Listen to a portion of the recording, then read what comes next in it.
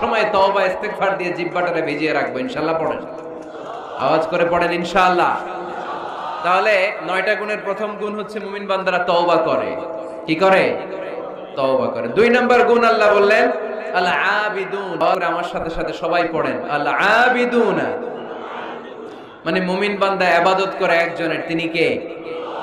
ওয়ামা খালাকাতুল জিন্না ওয়াল ইনসা ইল্লা লিয়াবুদুন। আল্লাহ বললেন আমি জিন জাতি আর মানব জাতি সবাইকে সৃষ্টি করেছি শুধু আমার ইবাদতের জন্য।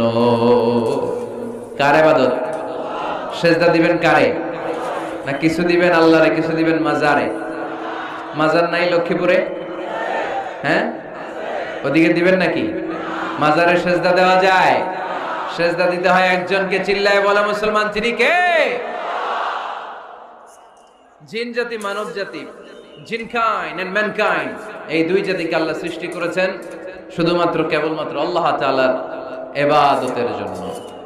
কুল ইন্না সলাতি ওয়া নুসুকি ওয়া মাহইয়ায়া ওয়া মামাতি লিল্লাহি রাব্বিল আলামিন। নবী হে, আপনি দ্ব্যর্থহীন কণ্ঠে ঘোষণা দিন, আল্লাহ আমার সালাত, আমার নামাজ, আমার হজ, আমার জীবন, আমার মরণ সব একজনের জন্য। তিনি কে?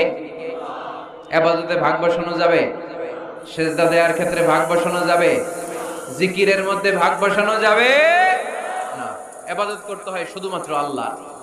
এই দুনিয়ার বুকে যত নবী এসেছেন সব নবীদের দাওয়াতি মিশন নি'বুদুল্লাহ, ইবাদত করবে একজনের, তিনি কে?